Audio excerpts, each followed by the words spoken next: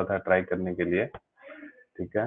9.4 example, 9.5 example, ये सारे easy easy examples हैं। एक एग्जाम्पल थोड़ा सा स्टैंडर्ड है, ठीक है, बाकी सारे आसान है। तो आप लोग उसको एक बार ट्राई कीजिएगा, सॉल्व एग्जाम्पल, ठीक है। हर एक चैप्टर में आप लोग इसको जरूर पढ़िएगा, ठीक है।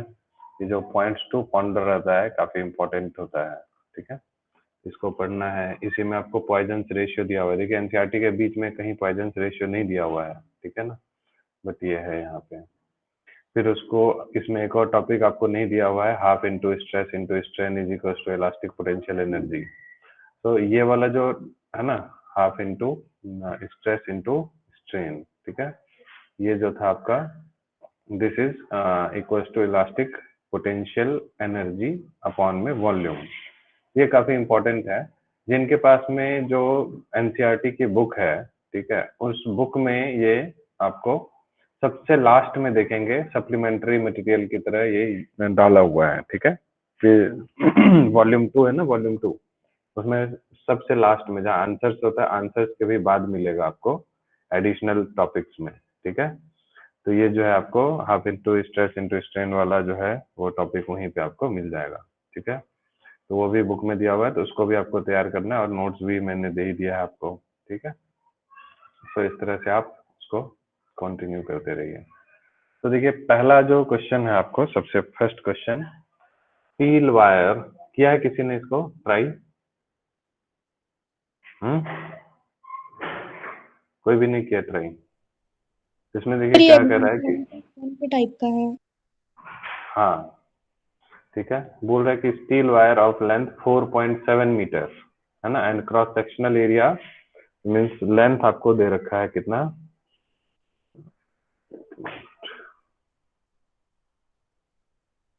ठीक है, लेंथ दिया है आपको 4.7 मीटर, ठीक है, और क्रॉस सेक्शनल एरिया आपको दे दिया है 3 इंटू 10 की पावर -5 मीटर स्क्वायर, ओके। और फिर बोल रहा है इसमें, है ना, कि कॉपर वायर, अच्छा अच्छा, दो चीजें दी हुई है, ठीक है।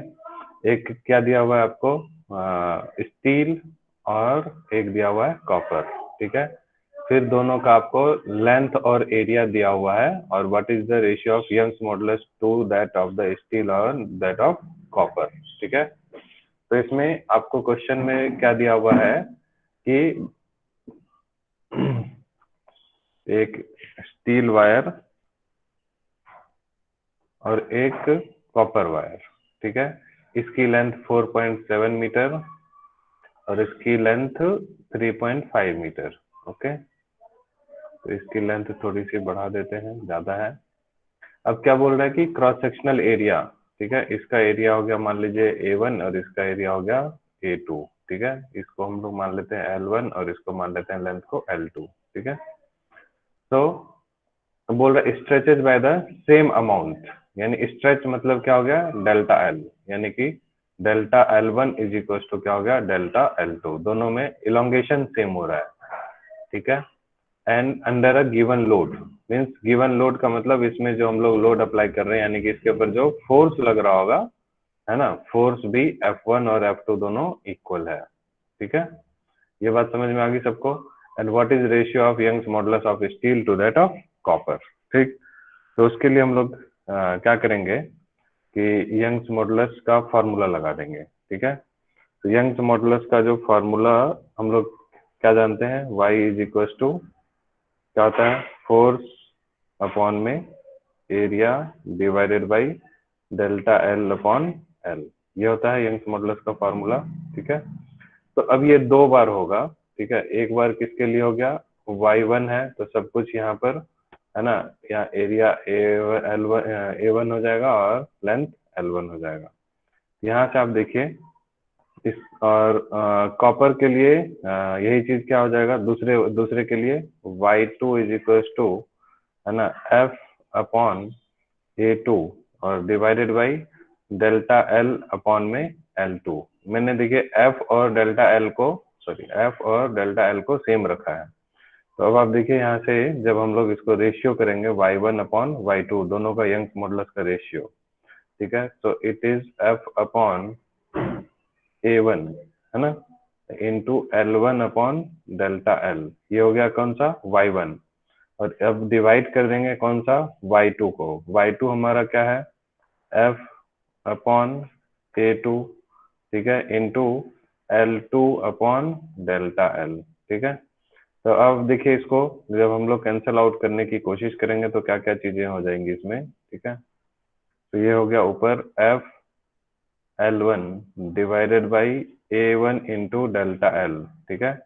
और ये वाला इसको ऊपर भेज देते हैं, तो ये हो जाएगा A2 इंटू डेल्टा एल और divided by F into L2, ठीक है, समझ गए। तो आप देखिए क्या क्या चीजें कैंसिल आउट हो जाएंगी, ये डेल्टा एल और ये डेल्टा एल कैंसिल आउट हो गया, ठीक है। ये फोर्स और ये फोर्स कैंसिल आउट हो गया। तो आप देखेंगे सिर्फ क्या बच गया आपको रेशियो में, A2 डिवाइडेड बाई A1, ठीक है, और इनटू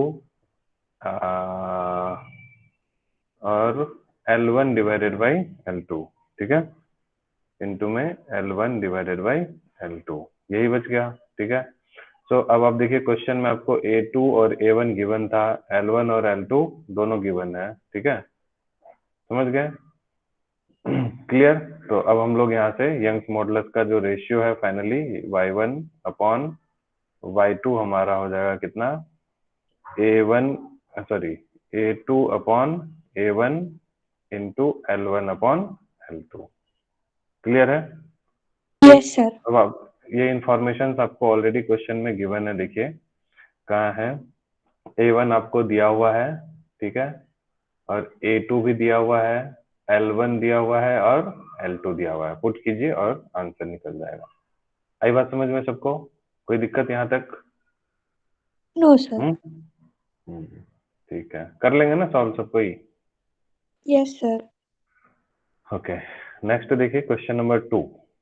क्वेश्चन नंबर 2 देखिए क्या कह रहा है।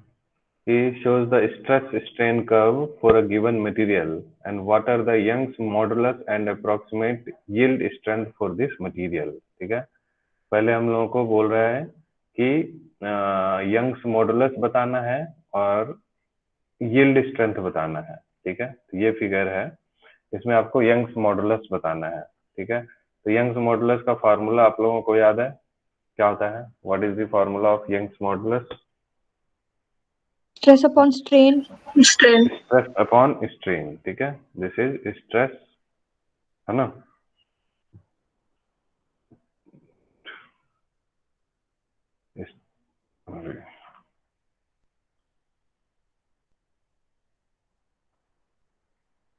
ठीक, तो ये चीज जो है आपको होगा स्ट्रेस अपॉन में स्ट्रेन, ठीक है। तो स्ट्रेस अपॉन स्ट्रेन जो है, तो अब यहाँ पर आप इस क्वेश्चन इस फिगर को देख के क्या आप एनालाइज कर सकते हैं कौन सा स्ट्रेस है कौन सा स्ट्रेन, कौन किस पोर्शन को लेंगे। आप इस ग्राफ को देखिए स्ट्रेस वर्सेस स्ट्रेन का, कोई ऐसा पॉइंट है जिसके करस्पॉन्डिंग आपको स्ट्रेस भी मिल रहा होगा और स्ट्रेन भी मिल रहा होगा, ऐसा पॉइंट को आप सर्च कर सकते हैं इसमें, देखिए यस सर। जिसके करस्पॉन्डिंग आपको स्ट्रेस भी मिल रहा है और स्ट्रेन भी। देखिए यहाँ पर अगर देखेंगे, इस पॉइंट पर देखेंगे तो आपको स्ट्रेस तो मिल रहा है लेकिन स्ट्रेन एग्जैक्टली नहीं मिल पा रहा है ना। इस पॉइंट पर देखेंगे तो स्ट्रेन मिल रहा है बट स्ट्रेस नहीं मिल पा रहा है, समझ रहे हैं।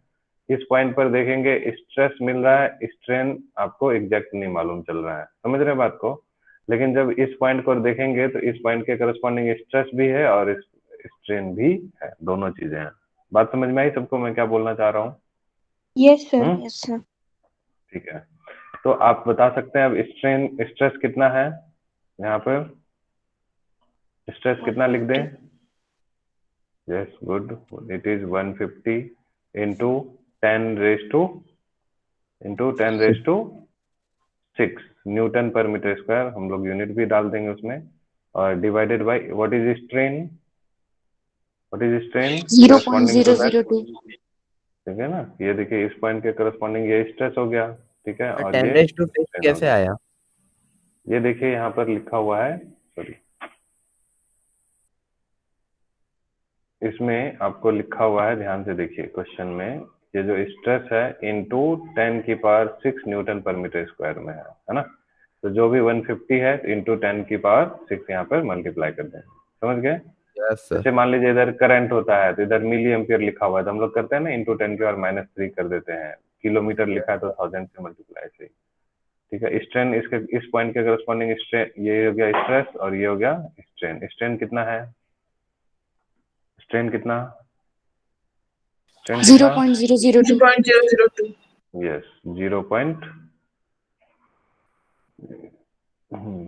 It is 0.002, okay. तो अब आप यहाँ से देखिए ये डेसिमल हटेगा तो ऊपर कितना हो जाएगा 1 2 3 3 0 आ जाएगा, ठीक है।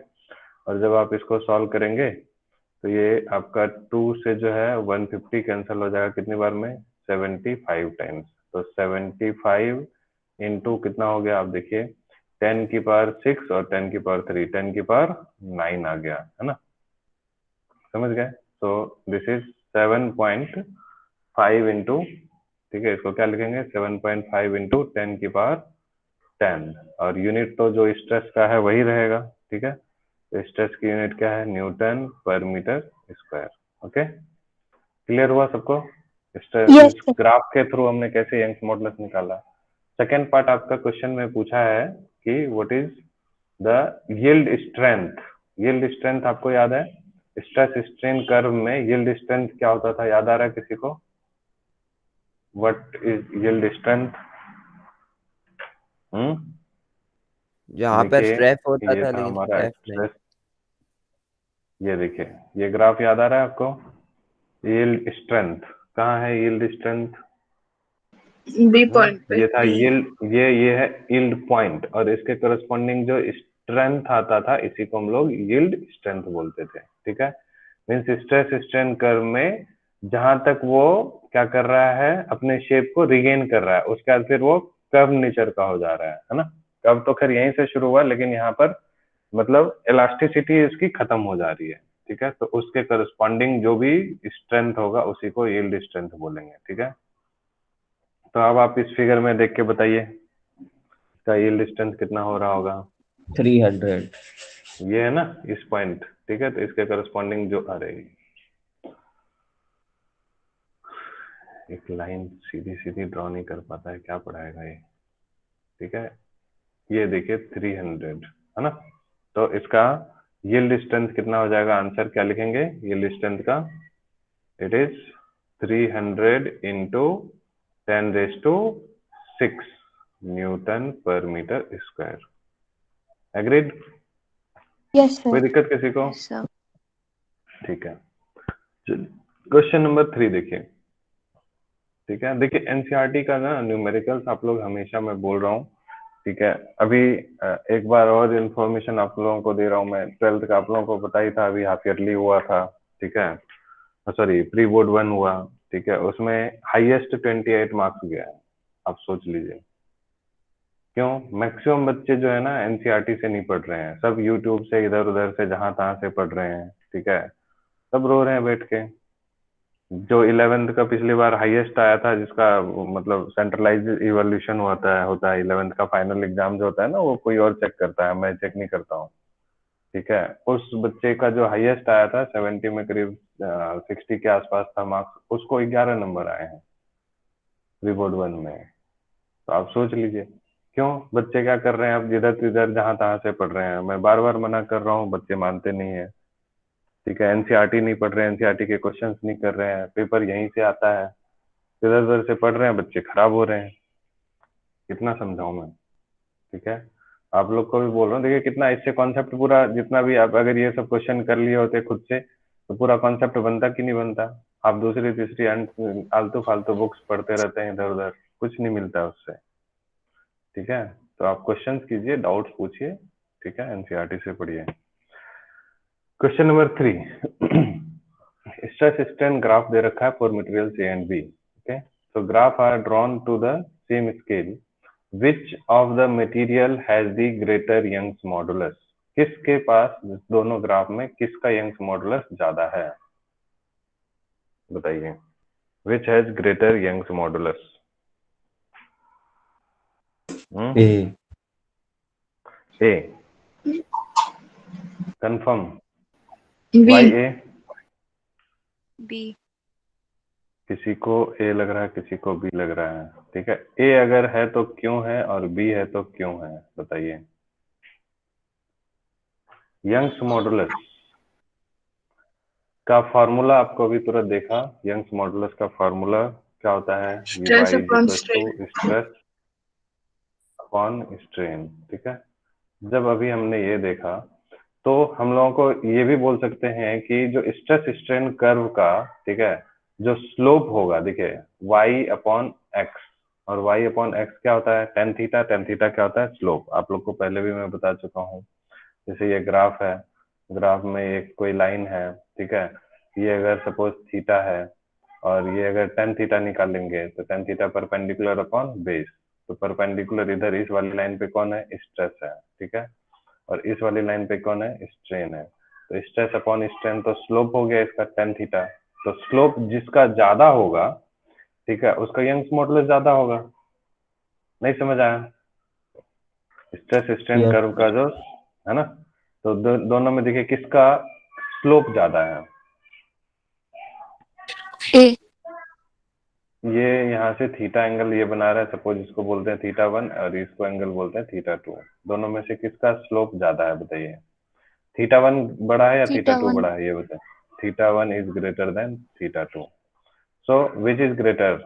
थीटा जब टेन में एंगल बढ़ता है तो टेन थीटा की वैल्यू क्या होती है? बढ़ती है या घटती है? बोलिए। अरे इतना भी नहीं मालूम है? अरे टेन जीरो जीरो होता है? टेन जीरो डिग्री क्या होता है? जीरो। टेन थर्टी क्या होता है? One by root three. Tan forty five क्या होता है? वन, है ना। टेन सिक्सटी क्या होता है? अब देखिए अब क्या हो रहा है, बढ़ रहा है कि नहीं? Tan forty five one, tan sixty कितना होता है? Root three. होता है कि नहीं होता है ना। तो अब देखिए वैल्यू बढ़ रही है कि नहीं? तो जैसे जैसे एंगल बढ़ रहा है तो टेन थीटा की वैल्यू बढ़ रही है। तो थीटा वन बड़ा है थीटा टू से, तो टेन थीटा वन बड़ा होगा टेन थीटा टू से। इसका मतलब है कि जो स्लोप है फर्स्ट वाले का, उसका बड़ा होगा स्लोप ऑफ सेकंड वाले से, है ना। तो स्लोप को एम से डिनोट करते हैं। तो slope of A is greater than slope of B, इसका मतलब है कि Young's modulus of A is greater than Young's modulus of B. आई बात समझ में या नहीं आई, ये बताइए। ये फिर से समझाना है? आ गया सर। आ गया, ओके, ठीक है। Next, which of the two is stronger material? दोनों में से कौन सा मटेरियल स्ट्रॉन्गर है, ये बताना है। सोचिए सर एकदम थीटा टू। बिल्कुल। Sir B. क्यों? क्या सर कारण है मतलब उसके? पर जिसकी जितनी ज्यादा इलास्टिसिटी रहेगी उतना ज्यादा मतलब स्ट्रेस रहेगा उसमें। तो स्ट्रेस इलास्टिसिटी एक किसकी एक मिनट, इलास्टिसिटी किसकी ज्यादा है गुरुजी? एक ही है कि मतलब ज्यादा स्ट्रेस स्ट्रेन हो रहा है ना। हाँ, एक ही इलास्टिसिटी, क्योंकि जिसका यंग्स मॉडुलस ज्यादा है दैट इज मोर इलास्टिक, ठीक है। तो इलास्टिसिटी एक ही ज्यादा है। हाँ, अब बोलिए आप हाँ क्या तो बोल फिर रहे थे। इसलिए बी होगा। क्यों? तो मतलब स्ट्रॉन्गर है ना वो, मतलब उसका शेप चेंज नहीं हो सकता। किसका शेप चेंज? बी का शेप चेंज नहीं हो सकता है? हाँ सर कैसे नहीं हो स्ट्रॉन्गर रहा होगा। है? कैसे नहीं हो मतलब रहा है? थोड़ा थोड़ा सा डिफॉर्म होगा। डिफॉर्म थोड़ा सा होगा? यहाँ देख रहे हैं आप, ये देखिए यहाँ से यहाँ तक ये डिफॉर्म हो रहा है, डिफॉर्म हो रहा है, फिर अपनी जगह पे वापस आ रहा है, स्ट्रेस दे रहे हैं, स्ट्रेन हो रहा है, यहाँ तक इतना सारा दूर तक जा रहा है। कैसे डिफॉर्म नहीं हो रहा है? हम्म, देखिए क्या है, आपको मैंने ये बताया था, है ना, एक प्रॉपर्टी स्ट्रेस स्ट्रेन कर्व में, ठीक है।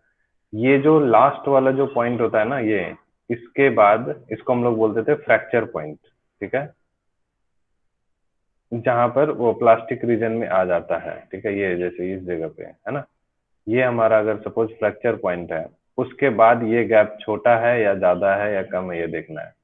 इसके बाद ये देखिए, जैसे ये फ्रैक्चर पॉइंट है, इसके बाद ये गैप और इसके बाद ये गैप, दोनों में कौन सा ज्यादा है?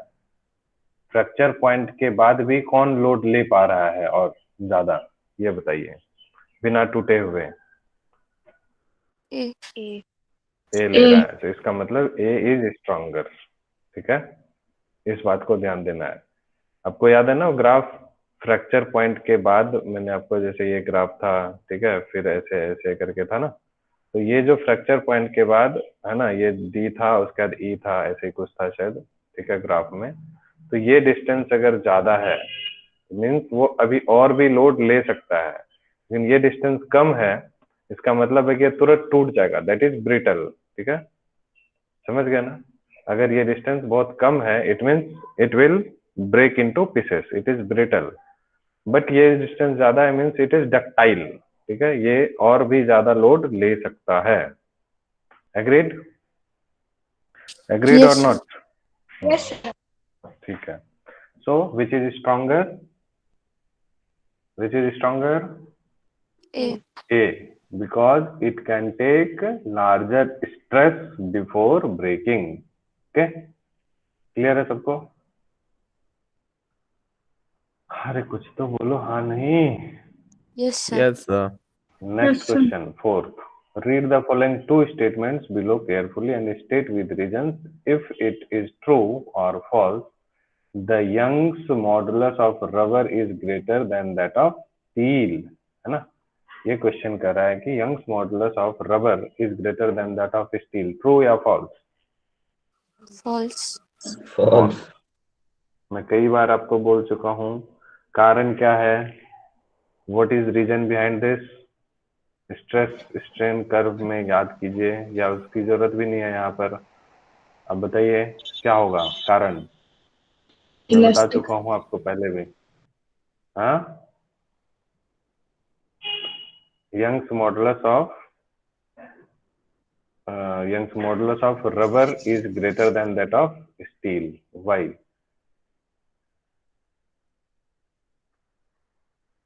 एक minute. Because rubber is more elastic than steel. Young's modulus of rubber is greater than that of steel. It is false. ठीक है, देखिए यहाँ पर क्या है, यंग्स मॉडुलस का फॉर्मूला क्या होता है ये बताइए। यंग्स Stress मॉडुलस upon का strain. Formula stress upon strain. ठीक है, अब दो बात करते हैं, पहली बात करते हैं रबर की और दूसरी बात होगी स्टील की। ठीक है, अब देखिए जब हम लोग रबर में स्ट्रेन क्या होगा, ज्यादा होगा या कम होगा ये बताइए, स्ट्रेन और इसमें ज्यादा भी होगा। Strain. Change in length divided by original length. ठीक है, तो स्ट्रेन जो होगा रबर के केस में, ठीक है, यानी कि strain in case of rubber, ठीक है, and strain in case of steel. ठीक है, इस दोनों में से किसका ज्यादा होगा? रबर का स्ट्रेन क्या होगा? रबर का स्ट्रेन ज्यादा होगा as compare to the steel. ये बात समझ में आ रहा है कि नहीं? Yes, sir. Yes, ठीक sir. है, क्योंकि रबर को जब आप खींचेंगे तो उसमें इलोंगेशन जो होगा वो ज्यादा होगा अगर सेम फोर्स लगा रहे हैं तो। इसका मतलब है कि strain in rubber is more as compare to strain in steel. अब देखिए ये चीज अगर किसी का ज्यादा है, स्ट्रेन इज मोर, तो Young's modulus will be Less. Less. इसका मतलब है रबर का स्ट्रेन जो है ज्यादा है, इसका मतलब रबर का यंग्स मॉडुलस कम होगा with respect to Young's modulus of steel. आई बात समझ में कि नहीं आई? Yes, sir.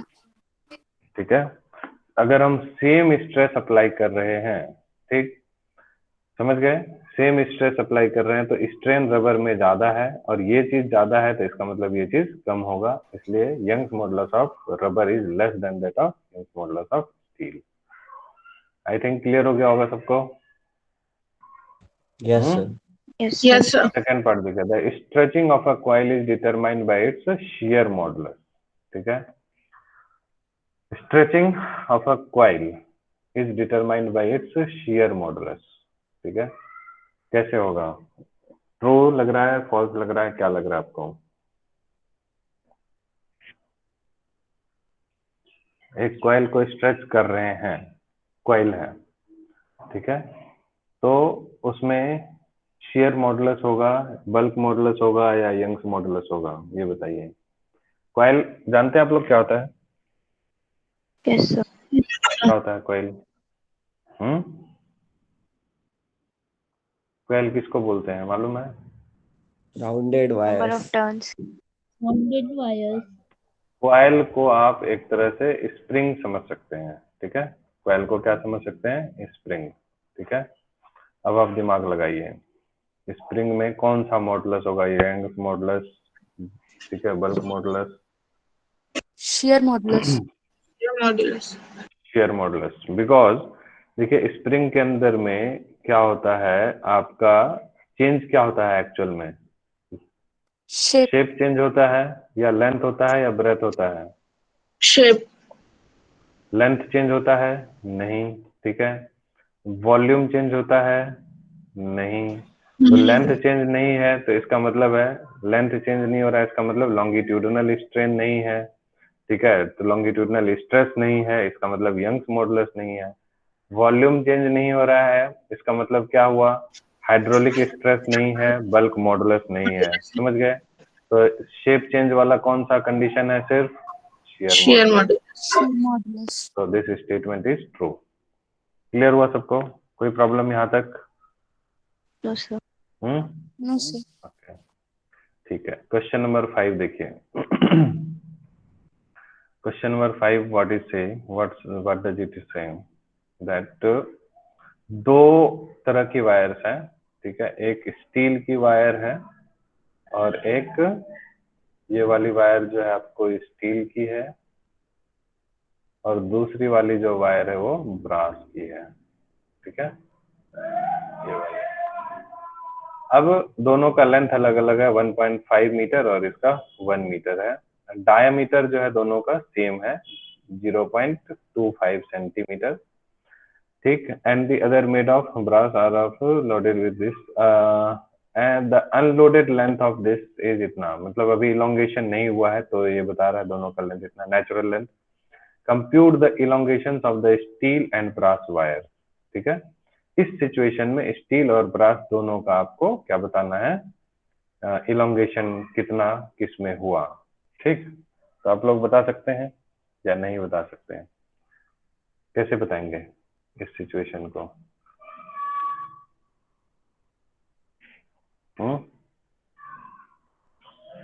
ये है आपका क्वेश्चन नंबर कौन सा? 5। क्वेश्चन नंबर 5 में ये फिगर दिया हुआ है कि एक आपको जो है ये स्टील की वायर है और इसमें कुछ मास लटका दिया और फिर दूसरे में जो है आपको ब्रास की वायर, इसमें भी मास लटका दिया। यहाँ पर ये 4 kg है, ये जो है 6 kg है, ठीक है। इसका लेंथ 1.5 सेंटीमीटर है और इसका लेंथ 1 सेंटीमीटर है, ठीक है, सॉरी 1 मीटर है ये। तो आपको क्या लग रहा है दोनों का हम लोग कैसे निकालेंगे इलोंगेशन? यानी कि इसमें कितना डेल्टा एल होगा और इसमें कितना डेल्टा एल होगा? डेल्टा L1 डेल्टा L2 कर देते हैं, चलिए, ठीक है। तो पहले हम लोग क्या करते हैं, स्टील, ये वाला कौन सा है? स्टील की वायर है, ठीक है। तो पहले हम लोग स्टील वायर के लिए कैलकुलेशन कर लेते हैं। बता सकते हैं कैसे होगा ये? आप लोग ट्राई कर सकते हैं कुछ, any idea? What will be the elongation in steel wire? How will you calculate this? देखिए इंफॉर्मेशन क्या क्या है हमारे पास। वी रिक्वायर डेल्टा L1, ठीक है, ये हम लोगों को चाहिए। बट गिवन क्या है? L1 गिवन है कितना? 1.5 मीटर, ठीक है। और डायमीटर भी आपको दिया हुआ है, ठीक है। डायमीटर कितना? 0.25 सेंटीमीटर गिवन था। तो इसको 2 से डिवाइड कर देंगे तो ये हो जाएगा कितना? कितना आता है 2 से डिवाइड करने के बाद? 0.125 है ना। मीटर हो गया, इसको सेंटीमीटर में चेंज कर, सेंटीमीटर है तो इसको 10⁻⁻² मीटर हो जाएगा, ठीक है। अब ये आपका क्या आ गया? रेडियस, ठीक है। ये डायमीटर बाई 2 हो गया, यानी कि ये रेडियस है, ठीक है। तो रेडियस हो गया, इसका मतलब हम लोग यहाँ से वायर का जो शेप होता है कैसा होता है? वायर का एरिया हम लोग कैसे निकालेंगे? जैसे वायर है ये, ठीक है, इस वायर का ये जो शेप होगा वो सिलेंड्रिकल शेप होता है, तो इसका क्रॉस सेक्शनल एरिया जो निकालेंगे वो कैसा होगा? सर्कुलर होगा, ठीक है। जैसे कोई सिलेंडर है तो उसका एरिया ऑफ क्रॉस सेक्शन कैसा होता है? सर्कुलर ही तो होता है। तो इसलिए एरिया हो गया हमारा पाई आर स्क्वायर। तो आपको रेडियस मालूम है, पाई की वैल्यू मालूम है, तो एरिया हम लोग निकाल लेंगे यहाँ से। एग्रीड? Yes, बोलिए। sir. ठीक है। अब हम लोगों को ये देखना है, और हम लोग को फोर्स कितना होगा ये बताइए। फोर्स कितना होगा? फोर्स का फॉर्मूला यानी कि इसके ऊपर जो भी मास है, ठीक है, इसके ऊपर कितना लग रहा है, तो force is equal to M into G. लेकिन आप देखिएगा यहाँ पर इस स्टील वायर के साथ कितने मास अटैच्ड हैं? 2. इस स्टील वायर के साथ एक मास ये अटैच है और उसके साथ ये भी है, क्योंकि दोनों का लोड लेगा ये। So this m will be equal to m1 plus m2 into में G. g हो जाएगा, ठीक है, समझ गए? तो m1 आपका हो गया कितना? 4 प्लस m2 कितना है? 6 इंटू में g यानी कि 9.8 या 10। तो ये मान के चलिए आपको, ठीक है, जी की वैल्यू अगर हम 10 ले लेते हैं तो 10 इंटू 10 ये हो गया आपको फोर्स कितना? लगभग 100 न्यूटन का हो गया, ठीक है, समझ गए? तो फोर्स एल ये सब बातें पता चल गई।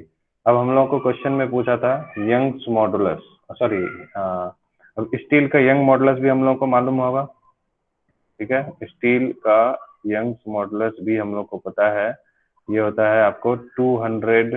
क्वेश्चन में वो टेबल में दिया हुआ है, चार्ट में से हम लोग निकाल लेंगे इस वैल्यू को, ठीक है। 200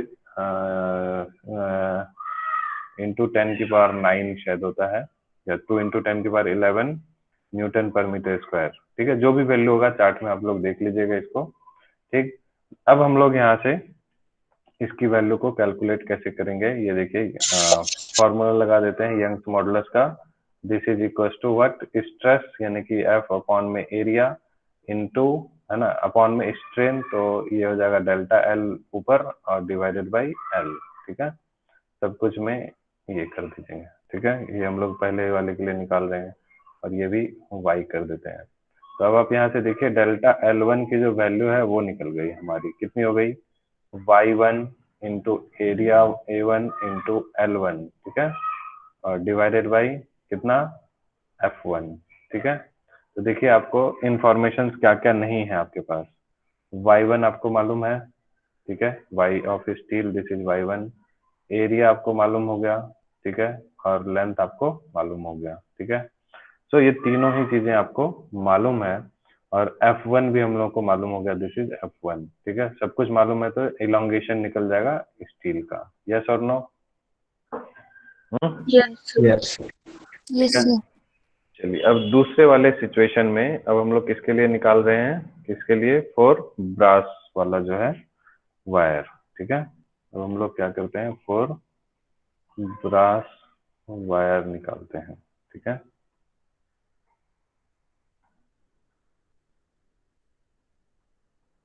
बहुत मुश्किल होता है इन सब में, प्रॉपर प्रैक्टिस के बिना बहुत। ब्रास वायर के लिए तो L2 आपको यहाँ पर कितना हो गया? 1 मीटर, ठीक है। उसके बाद फिर एरिया तो दोनों का सेम ही रहेगा, जो एरिया A1 था वही एरिया A2 होगा, क्योंकि दोनों का डायमीटर सेम है। निकाल लेंगे हम लोग, ठीक है, पाई आर स्क्वायर से, है ना। This is pi r square. अब आप देखिए यंग्स मॉडुलस ऑफ, फिर से ब्रास वायर का आप यंग्स मॉडुलस निकाल लेंगे, ठीक है। ये आपको होता है 0.91 इंटू 10 की पावर 11 पास्कल, ठीक है, या न्यूटन पर मीटर स्क्वायर। ये चीज ये शायद बुक में नहीं दिया हुआ है, तो इसको इसलिए मेरे पास ये मार्क्स है, ठीक है। और फिर आप यहाँ से फोर्स निकालेंगे। तो मेन देखिए, इसको आगे बताने का मेन मकसद यही था कि अब फोर्स जब हम लोग बात करेंगे ब्रास वायर के लिए, ठीक है, तो अब देखिए फिगर कुछ इस तरह से है आपका, ठीक है। एक ये स्टील की वायर है और उसमें ये ब्रास की वायर को हैंग किया हुआ है। तो अब इसको जब हम लोग इसमें फोर्स की बात करेंगे तो इस वाले वायर के लिए हमारा लोड कौन सा होगा? दोनों लेंगे या एक लेंगे, ये बताइए इस वाले वायर के लिए। M1 को एक लेंगे या लेंगे। M2 को लेंगे? एक ही लेंगे सिर्फ, है ना? एक ही लेंगे। तो इसलिए यहाँ से जो है हमारा, ठीक है, इसलिए यहाँ से हमारा जो फोर्स होगा this is equal to only M2 into G. ठीक है, M2 हमारा 6 था, इंटू 10 कर देंगे, 60 न्यूटन आ जाएगा। ठीक है, माइक ऑफ करो इसका। ठीक है, तो अब आप यहाँ से देखिए ये कौन सा हो गया, F2 हो गया। ठीक, तो हम लोग बस पुट कर देंगे सीधा। अब देखिए सब कुछ हो गया, फिर से यंग्स मॉडुलस निकालेंगे। F2 की वैल्यू मालूम है, एरिया वही है। ठीक है, डेल्टा L1 हम लोग को निकल जाएगा, L2 हम लोग को मालूम है, सॉरी, है ना, और Y2 निकल जाएगा। कर लेंगे, अब समझ में आ गया कॉन्सेप्ट कि नहीं आया? Yes sir. हो गया? Yes, sir. ठीक है, चलिए ये क्वेश्चन भी हो गया हमारा। ओके, क्वेश्चन नंबर अब देखिए 6। ठीक है, क्वेश्चन नंबर 6 देखिए। The edge of an aluminium cube is 10 centimetre long. ठीक है, one face of the cube is firmly fixed to a vertical wall. The mass of 100 kg is then attached to opposite face of the cube. The shear modulus of aluminum is 25. What is the vertical deflection? Vertical deflection में कौन सा, मतलब ये किसकी बात कर रहा होगा? जैसे एक क्यूब है, ठीक है, सपोज ये क्यूब है आपका, ठीक है, अब इसका क्या किया, एक इसका हर एक जो है वो 10 सेंटीमीटर लॉन्ग है। One face of the cube is firmly fixed to a vertical wall. ठीक है, एक वर्टिकल वॉल है, मान लेते हैं, उससे ये वाला एंड को फिक्स कर दिया। ठीक, so mass of 100 kg is then attach to the opposite face. ठीक है, ये फेस को अगर किया है तो अपोजिट वाला फेस जो भी होगा, ठीक है, ये वाला फेस को मान लेते हैं यहाँ पर, इसको इसके साथ हमने क्या किया, 100 kg का एक मास को अटैच कर दिया। ठीक है, जैसे भी हो, तो द शियर मॉडुलस, ऑब्वियसली आप देख रहे हैं इसमें टेंजेंशियल फोर्स की बात होगी, पैरेलल टू दी सरफेस की बात होगी, फोर्स जो लगेगा, तो शियर फोर्स, शियर मॉडुलस जो लग रहा है इसका 25, यानी कि शियर मॉडुलस को किससे डिनोट करते हैं, जी से। तो this is equal to 25 giga pascal. Giga means 10 की पावर कितना, 10 की पावर 9 पास्कल होता है। ठीक है, समझ गए, गीगा हर्ट्ज जैसे बोलते हैं ना, ठीक है, उसी तरह से। So what is vertical deflection, यानी जब इस तरह की बातें होगी तो ये वही वाला सीन बन गया कि इसमें जो है जैसे वही इस तरह से सिलेंडर का शेप नहीं हो जाता था जैसे, तो वर्टिकल डिफ्लेक्शन यानी कि ये जो है ना, डेल्टा एक्स, है ना, वही निकालने के लिए बोल रहा है। तो बस इसमें हम लोग क्या करेंगे, शेयर मॉडुलस वाला फॉर्मूला लगाएंगे। ठीक है, तो शेयर मॉडुलस का फॉर्मूला क्या होता है आपको बताइए, G इक्वल टू कितना, G equal to force upon में एरिया और divided by delta x upon में L। तो अब आप देखिए ये हो गया G equals to F upon area into L divided by delta x. तो हम लोग को निकालना क्या है, वर्टिकल डिफ्लेक्शन यानी कि डेल्टा एक्स। तो डेल्टा एक्स का वैल्यू क्या हो जाएगा, वहां चले जाएगा, तो F into L divided by A into G. तो फोर्स आपको क्वेश्चन में दिया हुआ ही है। ठीक है, कितना है फोर्स, फोर्स नहीं दिया हुआ है,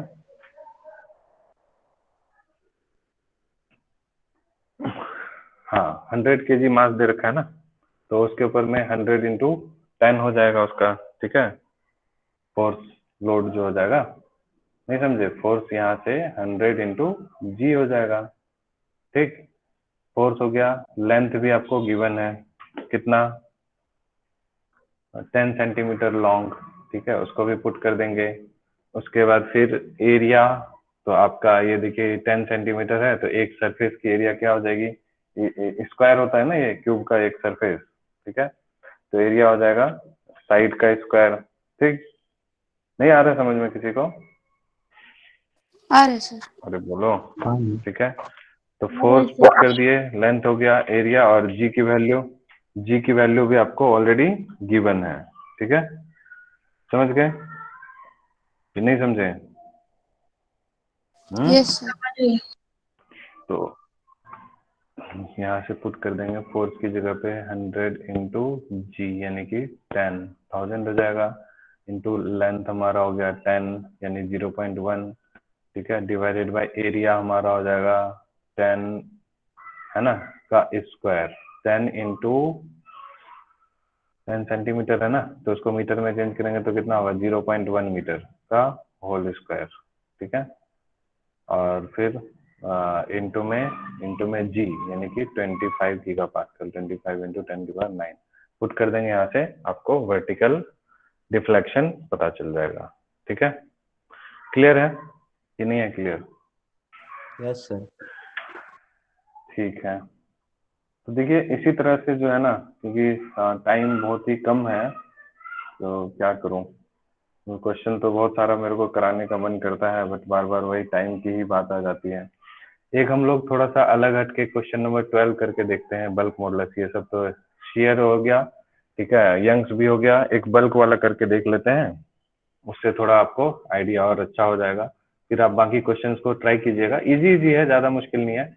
एक क्वेश्चन ये बहुत ही प्यारा है, बहुत मजा आता है ये वाला पढ़ाने में, ठीक है, इसको एक्स्ट्रा क्लास में करवा देंगे, ठीक है। और क्या बोलते हैं, क्वेश्चन नंबर 20 जो है, 21 आप छोड़ दीजिएगा, 20 भी करना है, सब आसान आसान क्वेश्चन है। ये क्वेश्चन आपसे नहीं होगा तो अगर ये वाला नहीं होगा तो मैं ये करवा दूंगा, और एक शायद 11th क्वेश्चन होगा जो भी अच्छा है ये, ठीक है, 11th क्वेश्चन। तो 2 क्वेश्चन जो है ना आपसे शायद नहीं होगा, बाकी सारे हो जाएंगे, ठीक है, आप लोग इसको ट्राई कीजिएगा। तो आप देखिए अभी 12th क्वेश्चन को एक बार होता है कि नहीं आपसे, या 12th की जगह पे मैं ऐसा करता हूँ 16 बता देता हूँ, थोड़ा जल्दी भी हो जाएगा, ठीक है। ये छोटा सा क्वेश्चन है और आपको समझने में दिक्कत होगी, ये समझ में आ गया तो आपसे 12 भी हो जाएगा, 12 आसान है थोड़ा इससे, ठीक है। How much should the pressure on 1 litre of a water be change to compress it by 0.1%, ठीक है, तो 0.1% हो रहा है, ठीक है। तो इनिशियल देखिए वॉल्यूम कितना है, इनिशियल वॉल्यूम कितना है इसमें बताइए, V1 कितना है, 1 लीटर।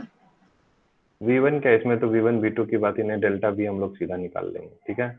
V1 आपको कितना दिया है, 1 लीटर, ठीक है, और लीटर को हम लोग को मीटर क्यूब में चेंज करना है, तो आपको याद रहना चाहिए, सब 10th में सीखे होंगे आप लोग, 1 लीटर में होता है 10⁻³ मीटर क्यूब, क्योंकि 1000 लीटर जो होता है ना 1000 लीटर जो है वो 1 मीटर क्यूब के बराबर होता है, ये चीज आपको याद रखना है, ठीक है। तो 1 लीटर इसलिए क्या हो जाएगा, 10⁻³ मीटर क्यूब के बराबर हो जाएगा, ठीक। अब इसको क्या बोल रहा है कि इसको कंप्रेस कर दिया कितने से, 0.1% से, ठीक है। तो 0.1% यानी इसका क्या हो गया, रिलेटिव एरर हो गया या रिलेटिव चेंज इन वॉल्यूम हो गया, तो डेल्टा V/V कितना हो गया, 0.1%, ठीक है। तो 0.1% का मतलब 100 से डिवाइड कर दीजिए, ठीक। तो अब आप यहाँ से देखिए डेल्टा V/V आपको कितना आ गया, 0.20 और लग जाएगा, 001।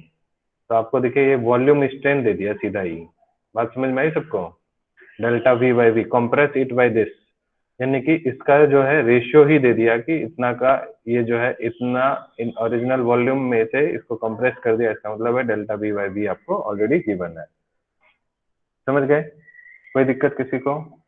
हाँ, अब देखिए अब हम लोग यहाँ से क्या करेंगे, how much pressure should be applied, तो हम लोग प्रेशर निकालने के लिए क्या करते हैं, बल्क मॉडुलस का फॉर्मूला लगा देते हैं। याद कीजिए बल्क मॉडुलस का फॉर्मूला क्या आता था, -P और डिवाइडेड बाय डेल्टा V/V, याद आ रहा है कि नहीं याद आ रहा है? Yes yes sir. ठीक है, तो इसमें हम लोग मैग्नीट्यूड की बात करेंगे तो इसलिए माइनस को हटा देंगे, ठीक है, क्योंकि डेल्टा V हमारा ऑलरेडी 0.01, तो ये माइनस में आना चाहिए, उसको पहले ही हटा दिया हमने, प्लस कर दिया। तो आप यहाँ से प्रेशर निकालने के लिए बोला है, तो प्रेशर इज इक्वल टू क्या हो जाएगा, B इंटू डेल्टा V/V हो जाएगा, ओके। अब डेल्टा V/V तो आपको मालूम है कितना होगा, डेल्टा V/V 0.001 अभी हमने निकाल लिया, ठीक है। और फिर हम लोगों को बल्क मॉडुलस किसका पूछ रहा है आपको, किसका होना चाहिए, कौन सा वाटर। लिक्विड है, वाटर, तो यहाँ पे हम लोग क्या करेंगे, बल्क मॉडुलस ऑफ वाटर, इसको हम लोग पुट कर देंगे, और आपकी बुक में शायद ये कहीं पे गिवन होगा, ये होता है बल्क मॉडुलस ऑफ वाटर, इसको आप नोट डाउन कर लीजिए। दिस इज 2.2 इंटू 10⁹ पास्कल होता है ये, ठीक है, न्यूटन पर मीटर स्क्वायर या जो भी है। तो इंटू में 0.001, ठीक है। तो यहाँ से आपका bulk modulus of water sorry pressure निकल जाएगा। ओके, क्लियर है? समझ में आ रहा है सबको कि नहीं आया, ये बताइए। यस आया सर। ठीक है। अच्छा, अभी तो कोई क्लास नहीं है शायद आपकी, की है? अगर आप लोग इंटरेस्टेड हैं तो एक दो क्वेश्चन और करा सकता हूँ, ठीक है। अगर नहीं तो कोई बात नहीं, फिर बाद में देखी जाएगी।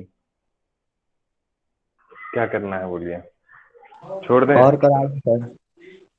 और करा दूं? सर है। हम लोग का मैथ का क्वेश्चन पेपर अपलोड करने वाले हैं एग्जाम के लिए। एग्जाम के लिए कौन सा? मैथ्स का 80 मार्क्स के लिए। आज कौन सा एग्जाम है अभी? सर मैथ्स के लिए सर बोले आज